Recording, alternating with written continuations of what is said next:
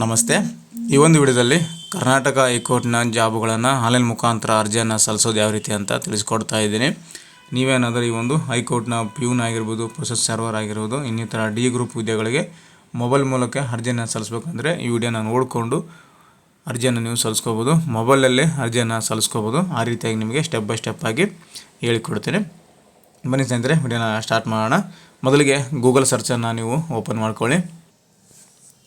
Google ಸರ್ಚಲ್ಲಿ judiciary ಅಂತ search ಮಾಡಿ. judiciary.karnataka.go.in ಅಂತ ಸರ್ಚ್ ಮಾಡಿ.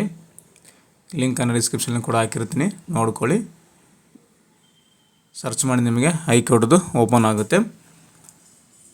ಈ ರೀತಿಯಾಗಿ ಓಪನ್ ಆದಾಗ ಹೋಮ್ ಪೇಜಲ್ಲಿ ಕೆಳಗಡೆ ಸ್ಕ್ರಾಲ್ ಡೌನ್ ಮಾಡ್ಕೊಳ್ಳಿ.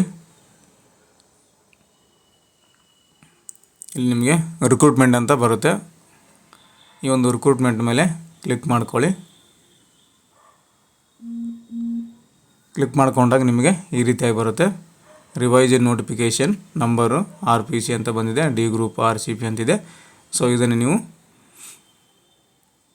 ಫಸ್ಟ್ ಲಿಂಕನ್ನು ಕ್ಲಿಕ್ ಮಾಡ್ಕೊಳ್ಳಿ. RPC ಮತ್ತು KKR ಅಂತಿದೆ. ಇದನ್ನು ಕ್ಲಿಕ್ ಮಾಡ್ಕೊಂಡಾಗ ನಿಮಗೆ ಇನ್ನೊಂದು ಪೇಜ್ ಓಪನ್ ಆಗುತ್ತೆ. ಈ ರೀತಿಯಾಗಿ ಬರುತ್ತೆ. ಇದರಲ್ಲಿ ಕೆಳಗಡೆ ಸ್ಕ್ರಾಲ್ ಡೌನ್ ಮಾಡಿ ಆನ್ಲೈನ್ ಲಿಂಕ್ ಕೆಳಗಡೆ ಕೊಟ್ಟಿರ್ತಾರೆ ನೋಡಿ.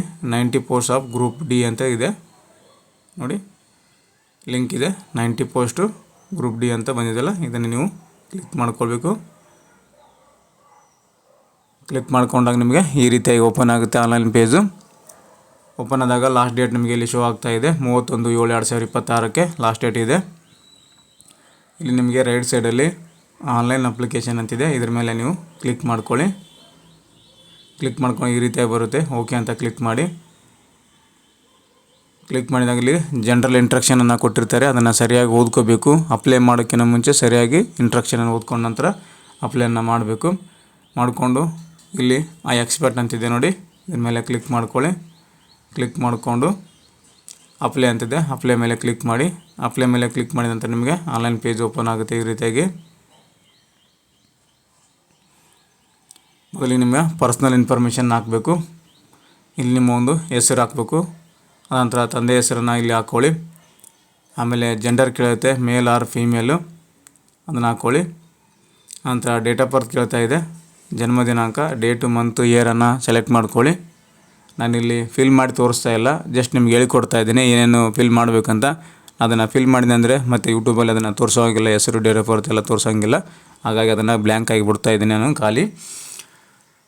ಅದರ ನಂತರ ಇಲ್ಲಿ ನಿಮಗೆ ಡೇಟ್ ಆಫ್ ಬರ್ತ್ ಹಾಕ್ಕೊಂಡ್ರೆ ಇಯರ್ ನಿಮಗೆ ಕೆಳಗಡೆ ಆಟೋಮೆಟಿಕ್ ಬಂದುಬಿಡುತ್ತೆ, ಎಷ್ಟು ವರ್ಷ ಆಗಿದೆ ನಿಮಗಂತ. ಕ್ಯಾಟಗರಿ ಕ್ಲೈಮೇಟ್ ಅಂತಿದೆ, ಕ್ಯಾಟಗರಿಯನ್ನು ಸೆಲೆಕ್ಟ್ ಮಾಡ್ಕೊಳ್ಳಿ. ಜನರಲ್ಲು, SC ST, category 1, 2A, 2B, 3A, 3B ಎಲ್ಲನೂ ಬಂದಿದೆ ಇಲ್ಲಿ. ಸೊ ಇಲ್ಲಿ ನಿಮ್ದು ಯಾವುದಿದೆ ಅದನ್ನು ನೀವು ಸೆಲೆಕ್ಟನ್ನು ಮಾಡ್ಕೊಳ್ಳಿ. ಮಾಡ್ಕೊಂಡ ನಂತರ ಕೆಳಗಡೆ ನಿಮಗೆ SC ಕ್ಯಾಂಡಿಡೇಟ್ ಆಗಿದ್ದರೆ ನೋಡಿ, only for SC candidate sub group ಅಂತಿದೆ. SC ಕ್ಯಾಂಡಿಡೇಟ್ ಆಗಿದ್ದರೆ ABC ಅಂತ ಕೊಟ್ಟಿದ್ದಾರೆ. ಇತ್ತೀಚೆಗೆ ಮೀಸಲಾತಿಯನ್ನು ಮಾಡಿದ್ದಾರೆ, ವರ್ಗೀಕರಣ, ಆ ಒಂದು ABC ಅಂತ ಮಾಡಿದ್ದಾರೆ. ನಿಮ್ದು ಯಾವುದಿದೆ ಅಂತ ನಿಮ್ಗೆ ಗೊತ್ತಿರಬೇಕಾಗುತ್ತೆ. ನೋಡಿಕೊಂಡು ABCಯನ್ನು ಸೆಲೆಕ್ಟ್ ಮಾಡ್ಕೊಳ್ಳಿ. ಇದು ಮಾತ್ರ SC ಕ್ಯಾಂಡಿಡೇಟ್ಗೆ ಅನ್ವಯಿಸುತ್ತದೆ, ಬೇರೆಯವರಿಗೆಲ್ಲ. ಅದರ ನಂತರ ಇಲ್ಲಿ ಕ್ಯಾಸ್ಟ್ ಸರ್ಟಿಫಿಕೇಟ್ ನಂಬರ್, RD ನಂಬರ್ನ ಹಾಕಬೇಕು. ಸರ್ಟಿಫಿಕೇಟ್ ನಂಬರ್ ಅಂತಿದೆ, ಇಲ್ಲಿ RD ನಂಬರ್ನ ಎಂಟ್ರ್ ಮಾಡಿ. ಕೆಳಗಡೆ ಡೇಟ್ ಆಫ್ ಸರ್ಟಿಫಿಕೇಟ್ ಅಂತಿದೆ. ಜಾತಿ ಪ್ರಮಾಣ ಪತ್ರದಲ್ಲಿ ಡೇಟ್ ಇರುತ್ತೆ, ಯಾವ ಒಂದು ದಿನಾಂಕಕ್ಕೆ ಇಶ್ಯೂ ಆಗಿರುತ್ತೆ ಕೊಟ್ಟಿರ್ತಾರಲ್ಲ, ಆ ಒಂದು ದಿನಾಂಕ ಒಳಗಡೆ ಮೆನ್ಷನ್ ಆಗಿರುತ್ತೆ. ಆ ಒಂದು ದಿನಾಂಕವನ್ನು ಈ ಒಂದು ಡೇಟನ್ನು ಬಾಕ್ಸಲ್ಲಿ ಸೆಲೆಕ್ಟನ್ನು ಮಾಡ್ಕೋಬೇಕು. ಇಲ್ಲಿ ಡೇಟ್ ಅಂತ ಕೊಟ್ಟಿದ್ದಾರೆ, ಒಂದು ಡೇಟನ್ನು ಸೆಲೆಕ್ಟ್ ಮಾಡ್ಕೊಳ್ಳಿ. ಮಾಡ್ಕೊಂಡ ನಂತರ ಮತ್ತೆ ಕೆಳಗಡೆ 6ನೇ step, are you applying for residential cared ಅಂತ ಕೊಟ್ಟಿದ್ದಾರೆ. ರೆಸಿಡೆಂಟಿಯಲ್ ಪೇರೆಂಟ್ ಕೇರ್ಡ್ ಅಂತ ಕೊಟ್ಟಿದ್ದಾರೆ. RPCಗೆ ಅಪ್ಲೈ ಮಾಡ್ತಾ ಇದ್ದೀವಿ ನಾವು ಇವಾಗ, ಹಾಗಾಗಿ ಇದನ್ನು ಎಸ್ ಅಂತ ಆಟೋಮೆಟಿಕ್ ಬಂದಿದೆ. ಇಲ್ಲಿ ರಿಸರ್ವೇಷನ್ ಕೇಳ್ತಾ ಇದೆ, ಕನ್ನಡ ಮಾಧ್ಯಮ, ಗ್ರಾಮೀಣ ಮಾಧ್ಯಮ, ರೂರಲ್ಲು, ಬೆಂಚ್ ಮಾರ್ಕ್, ಡಿಸಬಿಲಿಟಿ, ಈ ರೀತಿಯಾಗಿ. ಇದರಲ್ಲಿ ನಿಮಗೆ ಅನ್ವಯಿಸಿದರೆ ಮಾತ್ರ ಇದನ್ನು ಟಿಕ್ ಮಾಡ್ಕೋಬೇಕು. ಅನ್ವಯಿಸಿಲ್ಲ ಅಂದರೆ ಇದನ್ನು ಯಾವುದೇ ರೀತಿ ಹಾಕೋಕೆ ಹೋಗಬೇಡಿ, ಯಾಕೆಂದರೆ ಭಾಳಷ್ಟು ಜನ ತಪ್ಪು ಮಾಡ್ತಾರೆ, ಗೊತ್ತಿಲ್ಲಾರ್ದೇ ಹಾಕಿಬಿಡ್ತಾರೆ. ಸೊ ಇಲ್ಲಿ ಕನ್ನಡ ಮೀಡಿಯಮ್ ಆಗಿದ್ದರೆ ಕನ್ನಡ ಮೀಡಿಯಮನ್ನು ನೀವು ಸೆಲೆಕ್ಟನ್ನು ಮಾಡ್ಕೊಳ್ಳಿ.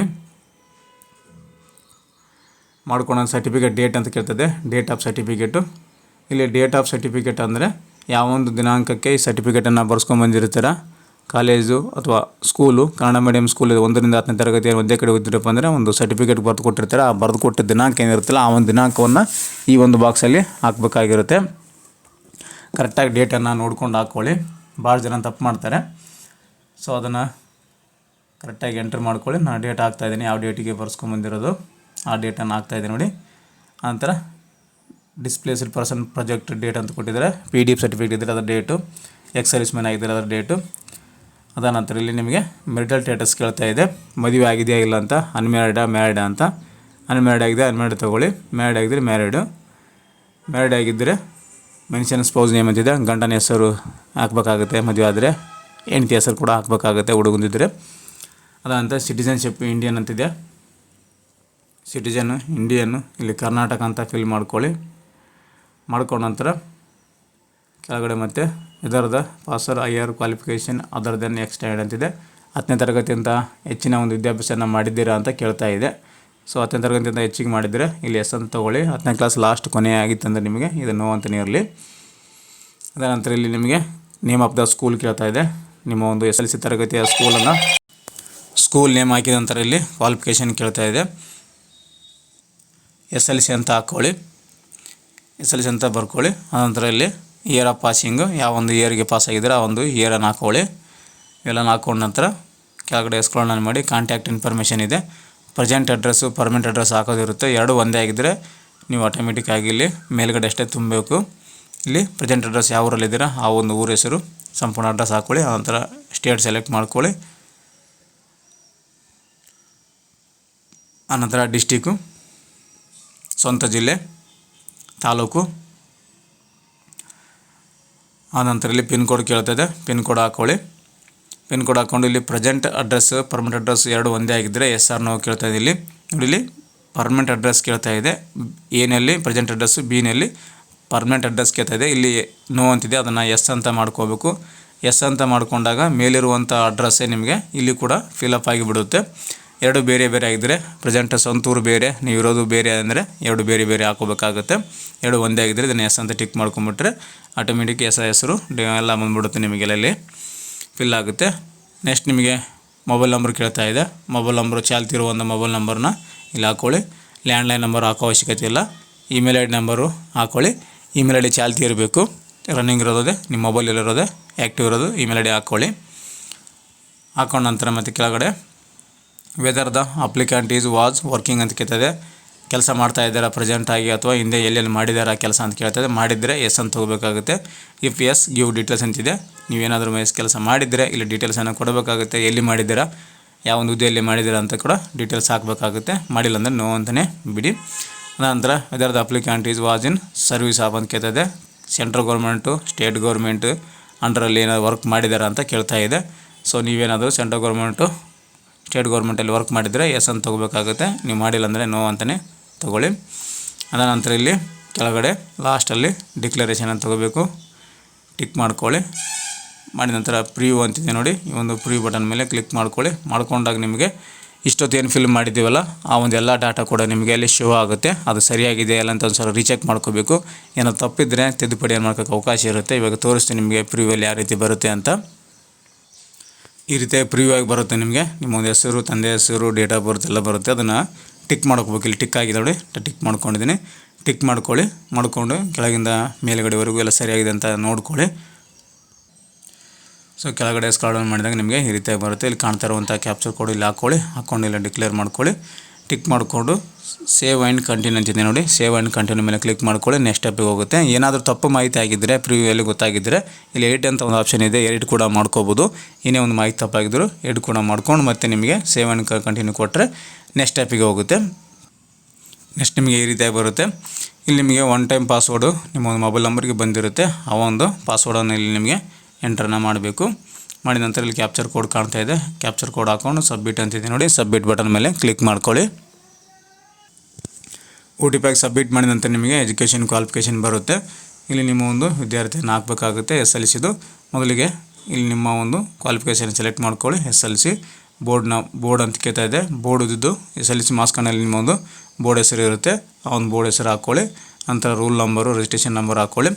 ಇಯರ್ ಆಫ್ ಪಾಸಿಂಗ್ ಕೇಳ್ತಾ ಇದೆ, ಯಾವ ಒಂದು ವರ್ಷದಲ್ಲಿ ಪಾಸ್ ಆಗಿದ್ದೀರಾ ಆ ಒಂದು ಇಯರನ್ನು ಹಾಕ್ಕೊಳ್ಳಿ ಅಂತ ಕೇಳ್ತಾ ಇದೆ. ಅದಾನಂತರ ಇಲ್ಲಿ ಮ್ಯಾಕ್ಸಿಮಮ್ ಮಾರ್ಕ್ಸ್ ಕೇಳ್ತಾ ಇದೆ. ಮ್ಯಾಕ್ಸಿಮಮ್ ಮಾರ್ಕ್ಸ್ ಬಂದು SLCಯಲ್ಲಿ ಎಷ್ಟಿದಾವೆ ಅಷ್ಟು ಹಾಕ್ಕೊಳ್ಳಿ. ಹಾಕೊಂಡ ನಂತರ ನಿಮಗೆ ಅಪ್ಡೇಟ್ ಮಾರ್ಕ್ಸ್ ಕೇಳ್ತಾ ಇದೆ. ಅಪ್ಡೇಟ್ ಮಾರ್ಕ್ಸ್ ಕೂಡ ಅಷ್ಟೇ, ಎಷ್ಟು ಪಡ್ಕೊಂಡಿದ್ದೀರಾ, ಟೋಟಲ್ ಮಾರ್ಕ್ಸ್ ಎಷ್ಟು ಬಂದಿದೆ ನಿಮಗೆ ಅಂತ ಅಪ್ಡೇಟ್ ಮಾರ್ಕ್ಸ್ ಪಡೆದಿರುವ ಅಂಕವನ್ನು ಹಾಕ್ಕೊಳ್ಳಿ. ಹಾಕೊಂಡ ನಂತರ ಆ್ಯಡ್ ಅಂತಿದೆ ನೋಡಿ, ಆ್ಯಡ್ ಮೇಲೆ ಕ್ಲಿಕ್ ಮಾಡ್ಕೊಳ್ಳಿ. ಕ್ಲಿಕ್ ಮಾಡ್ಕೊಂಡಾಗ ನಿಮಗೆ ಕೆಳಗಡೆ ಏನು ಆ್ಯಡ್ ಮಾಡ್ತಾರೆ SL ಡೀಟೇಲ್ಸು ಆ ಒಂದು ಕೆಳಗಡೆ ಬಾಕ್ಸಲ್ಲಿ ಆ್ಯಡ್ ಆಗ್ತಾ ಹೋಗುತ್ತೆ. ಆ್ಯಡ್ ಮಾಡಿದಂಥ ಸರಿಯಾಗಿದೆ ಅಂತ ಚೆಕ್ ಮಾಡ್ಕೊಳ್ಳಿ. ಚೆಕ್ ಮಾಡ್ಕೊಂಡ ನಂತರ ಇಲ್ಲಿ ಸೇವ್ ಆ್ಯಂಡ್ ಕಂಟಿನ್ಯೂ ಅಂತಿದೆ, ಇದ್ರ ಮೇಲೆ ಕ್ಲಿಕ್ ಮಾಡಿಕೊಂಡ್ರೆ ಮತ್ತೆ ನಿಮಗೆ ನೆಕ್ಸ್ಟ್ ಸ್ಟೆಪ್ಪಿಗೆ ಹೋಗುತ್ತೆ. ನೆಕ್ಸ್ಟ್ ಸ್ಟೆಪ್ ಬಂದು ನಿಮಗೆ ಫೋಟೋ ಆ್ಯಂಡ್ ಸಿಗ್ನೇಚರ್ ಅಪ್ಲೋಡ್ ಮಾಡೋದಿರುತ್ತೆ. ಇಲ್ಲಿ ಫೋಟೋ ಸಿಗ್ನೇಚರ್ ಯಾವ ಒಂದು ಫಾರ್ಮೆಟ್ ಇರಬೇಕು, ಎಷ್ಟು KB ಇರಬೇಕು ಅನ್ನೋದು ಕೂಡ ಡೀಟೇಲ್ ಆಗಿ ಇಂಟ್ರಕ್ಷನ್ನ ಕೊಟ್ಟಿರ್ತಾರೆ, ಅದು ನೋಡ್ಕೊಳ್ಳಿ. JPG ಫಾರ್ಮೆಟಲ್ಲಿ ನೀವು ಫೋಟೋ ಮತ್ತು ಸಿಗ್ನೇಚರನ್ನು ಸ್ಕ್ಯಾನ್ ಮಾಡಿ ಇಟ್ಕೊಂಡಿರಬೇಕು. ಮೊಬೈಲ್ ಆಗಿದ್ದರೆ ಮೊಬೈಲಲ್ಲಿ ಫೋಟೋ ತಗೊಂಡು ಅದನ್ನು ಕ್ರ್ಯಾಪ್ ಮಾಡಿಕೊಂಡು ಗೂಗಲ್ಗೆ ಹೋಗಿ ನೀವು KB ರೆಡ್ಯೂಸ್ ಮಾಡ್ಕೊಳ್ಳಿ. ಇಲ್ಲಿ ಫೋಟೋ ಯಾವ ರೀತಿ ಇರಬೇಕು ಅನ್ನೋದು ಕೂಡ ಕೊಟ್ಟಿದ್ದಾರೆ. 10 KB ಇಂದ 25 KB ಒಳಗಡೆ ಇರಬೇಕು. ನೋಡಿ ಈ ರೀತಿಯಾಗಿರುವಂಥ ಫೋಟೋಗಳು ಅಲೋ ಮಾಡೋದಿಲ್ಲ ಅಂತ ಕೊಟ್ಟಿದ್ದಾರೆ. ಕ್ರಾಸ್ ಆಗಿರೋದು, ಚಸ್ಮಾ ಹಾಕಿರೋದು, ಬುರ್ಕ ಹಾಕಿರೋದು, ನೋಡಿ ಸ್ಪೆಕ್ಟ್ ಹಾಕ್ಕೊಂಡಿರೋದು ಈ ರೀತಿಯಾಗಿ ಇರಬಾರ್ದು. ಮತ್ತು ಚಿಕ್ಕದು ಫೋಟೋ, ಮತ್ತು ಫೋಟೋ ಮೇಲೆ ಸಿಗ್ನೇಚರು, ಫೋಟೋದಲ್ಲಿ ಕೆಳಗಡೆ ಸಿಗ್ನೇಚರು, ಮತ್ತು ಬ್ಲರ್ ಆಗಿರುವಂಥದ್ದು, ಕೂದಲು ಈ ರೀತಿಯಾಗಿ ಮುಖದಲ್ಲಿ ಬಿಟ್ಟಿರುವಂಥದ್ದು, ನೋಡಿ ಈ ರೀತಿಯಾಗಿ ಕ್ಲೋಸಪ್ ಆಗಿ ಬರೀ ಮುಖ ಅಷ್ಟೇ ತಲೆ ಅಷ್ಟೇ ಬರೋ ಹಾಗೆ ಮಾಡ್ಕೊಂಡಿರೋದು ಯಾವುದೇ ರೀತಿ ಅಲೋ ಮಾಡಲ್ಲ ಅಂತ ಕೊಟ್ಟಿದ್ದಾರೆ. ಈ ರೀತಿಯಾಗಿ ಮಾಡೋಕ್ಕೆ ಹೋಗಬೇಡಿ. ಸೊ ಸ್ಪಷ್ಟವಾಗಿ ಪಾಸ್ಪೋರ್ಟ್ ಸೈಜ್ ಫೋಟೋ ನಿಮಗೆ ಕ್ಲಿಯರಾಗಿ ಕಾಣ್ತಾ ಇರುವಂಥ ಫೋಟೋನ ಹಾಕೋಬೇಕಾಗುತ್ತೆ. ಇಲ್ಲಿ ನಿಮಗೆ ಕೊಟ್ಟಿದ್ದಾರೆ ಯಾವ ರೀತಿ ಸೈಜ್ ಇರಬೇಕಂತ 50 KB ಅಂತ ಕೊಟ್ಟಿದ್ದಾರೆ. ಫೋಟೋ 50 KB ಇರಬೇಕು. JPG ಫಾರ್ಮೆಟಲ್ಲಿ ಸಿಗ್ನೇಚರ್ ಕೂಡ ಅಷ್ಟೇ 50 KB ಇರಬೇಕು. ಅನಂತರ ಇಲ್ಲಿ ಡಿಕ್ಲರೇಷನ್ ಟಿಕ್ ಮಾಡ್ಕೊಳ್ಳಿ. ಇವೆರಡು ಟಿಕ್ ಮಾಡಿಕೊಂಡು ಚೂಸ್ ಫೈಲ್ ಅಂತಿದೆ, ಇವೆರಡು ಚೂಸ್ ಫೈಲ್ನ ಸೆಲೆಕ್ಟ್ ಮಾಡಿಕೊಂಡು ಫೋಟೋ ಅಪ್ಲೋಡನ್ನು ಮಾಡ್ಕೊಳ್ಳಿ. ಅಪ್ಲೋಡ್ ಅಂತ ಆಪ್ಷನ್ ಇದೆ ರೈಟಲ್ಲಿ, ಕ್ಲಿಕ್ ಮಾಡಿದರೆ ನಿಮಗೆ ಈ ಒಂದು ಬಾಕ್ಸಲ್ಲಿ ಫೋಟೋ ಶೋ ಆಗುತ್ತೆ ನಿಮಗೆ. ಅದೇ ರೀತಿಯಾಗಿ ಇಲ್ಲಿ ಸಿಗ್ನೇಚರ್ ಕೂಡ ಅಷ್ಟೇ ಅಪ್ಲೋಡ್ ಅಂತ ಕೊಟ್ಟರೆ ನಿಮಗೆ ಸಿಗ್ನೇಚರ್ ಶೋ ಆಗುತ್ತೆ. ಶೋ ಆದ ನಂತರ ಕೆಳಗಡೆ ನೀವು ಮತ್ತೆ ಸೇವ್ ಆ್ಯಂಡ್ ಕಂಟಿನ್ಯೂ ಕೊಡಬೇಕಾಗುತ್ತೆ. ಸೇವ್ ಆ್ಯಂಡ್ ಕಂಟಿನ್ಯೂ ಕೊಟ್ಟರೆ ನೆಕ್ಸ್ಟು ಪೇಮೆಂಟ್ ಪೇಜಿಗೆ ಹೋಗುತ್ತೆ. ನೆಕ್ಸ್ಟ್ ನಿಮಗೆ ಈ ರೀತಿಯಾಗಿ ಬರುತ್ತೆ. ಇಲ್ಲಿ ರೆಫರೆನ್ಸ್ ಕೋಡ್ ನಂಬರ್ ಕೂಡ ಶೋ ಆಗುತ್ತೆ. ಮೋಡ್ ಆಫ್ ಪೇಮೆಂಟ್ ಕೇಳ್ತಿದೆ. ಪೇಮೆಂಟು SBI ಇ-ಪೇ ಮುಖಾಂತರ ಮಾಡ್ಬೋದು, UPI ID ಅಥವಾ QR ಕೋಡ್ ಮುಖಾಂತರ ಮಾಡ್ಬೋದು ಅಂತ ಕೊಟ್ಟಿದ್ದಾರೆ. ಒಂದು ಸಲ ಪೇಮೆಂಟ್ ಮಾಡಿದ್ದನ್ನು ಪೇಮೆಂಟ್ ರಿಫಂಡ್ ಮಾಡೋಕ್ಕಾಗೋದಿಲ್ಲ ಅಂತ ಕೊಟ್ಟಿದ್ದಾರೆ. ನೋಡಿ payment will not be refunded ಅಂತ ಕೊಟ್ಟಿದ್ದಾರೆ, ಪೇಮೆಂಟ್ ವಾಪಸ್ ಬರೋದಿಲ್ಲ. ಸೊ ಕರೆಕ್ಟಾಗಿ ಈ ಒಂದು ಪೇಮೆಂಟನ್ನು ಮಾಡ್ಕೊಳ್ಳಿ. ಇಲ್ಲಿ ನಿಮಗೆ ಶೋ ಆಗುತ್ತೆ ಎಷ್ಟು ಪೇಮೆಂಟ್ ಮಾಡಬೇಕು ಅನ್ನೋದು ಇಲ್ಲಿ ನಿಮಗೆ ಶೋ ಆಗುತ್ತೆ. ಅದನ್ನು ನೋಡಿಕೊಂಡು ಪೇಮೆಂಟನ್ನು ಮಾಡ್ಕೊಳ್ಳಿ. ಇಲ್ಲಿ ಟಿಕ್ ಮಾಡ್ಕೊಳ್ಳಿ. ಟಿಕ್ ಮಾಡಿಕೊಂಡು ಕ್ಲಿಕ್ ಟು SBI ಇ-ಪೇ ಅಂತಿದ್ದೆಲ್ಲ, SBI ಇ-ಪೇ ಮೇಲೆ ಕ್ಲಿಕ್ ಮಾಡ್ಕೊಳ್ಳಿ. ಪೇಮೆಂಟ್ ಪೇಜ್ಗೆ ಹೋಗುತ್ತೆ. ನೆಕ್ಸ್ಟ್ ನಿಮಗೆ ಈ ರೀತಿ ಬರುತ್ತೆ. ಅಪ್ಲಿಕೇಶನ್ ಫೀಸ್ ಇನ್ಫಾರ್ಮೇಷನು ಇದೆಲ್ಲ ಕರೆಕ್ಟಾಗಿದೆ ಅಂತ ನೋಡಿಕೊಂಡು ಕೆಳಗಡೆ ಸ್ಕ್ರಾಲ್ ಡೌನ್ ಮಾಡಿ. ಇಲ್ಲಿ ನಿಮಗೆ ಕನ್ಫರ್ಮ್ ಅಂತಿದೆ, ಈ ಒಂದು ಕನ್ಫರ್ಮ್ ಮೇಲೆ ಕ್ಲಿಕ್ ಮಾಡ್ಕೊಳ್ಳಿ. ಕನ್ಫರ್ಮ್ ಅಂತ ಕ್ಲಿಕ್ ಮಾಡಿ. ನೋಡಿ ನಿಮಗೆ ಇಲ್ಲಿ SBI ಇ-ಪೇನಲ್ಲಿ ಡೆಬಿಟ್ ಕಾರ್ಡ್ ಮುಖಾಂತರ, ಕ್ರೆಡಿಟ್ ಕಾರ್ಡ್ ಮುಖಾಂತರ ಮತ್ತು ಇಲ್ಲಿ ನಿಮಗೆ UPI ಮುಖಾಂತರ ಕೂಡ ಫೋನ್ಪೇ, ಗೂಗಲ್ ಪೇಯಿಂದ ಕೂಡ ಮಾಡ್ಕೋಕ್ಕೆ ಅವಕಾಶ ಇದೆ. ನೋಡಿ ಎಲ್ಲ ರೀತಿಯ ಅವಕಾಶ ಇದೆ. ಸೊ ಇದನ್ನು PhonePe, Google pay, QR code ಅಂತ ಮಾಡಿಕೊಂಡು QR ಕೋಡ್ ಸ್ಕ್ಯಾನ್ ಓಪನ್ ಮಾಡಿಕೊಂಡ್ರೆ QR ಕೋಡ್ ನಿಮಗೆ ಓಪನ್ ಆಗುತ್ತೆ. ಫೋನ್ಪೇ, ಗೂಗಲ್ ಪೇನಲ್ಲಿ ಸ್ಕ್ಯಾನ್ ಮಾಡಿ ಪೇ ಮಾಡಿದ ನಂತರ ನಿಮಗೆ ಈ ಒಂದು SBIದು ಪೇಮೆಂಟ್ ಆಗುತ್ತೆ. ಪೇಮೆಂಟ್ ಮಾಡಿ ಬಂದ ನಂತರ ಇಲ್ಲಿ ಮತ್ತೆ ನಿಮಗೆ ವೆರಿಫೈ ಇ-ಪೇ ಅಂತ ಇರುತ್ತೆ.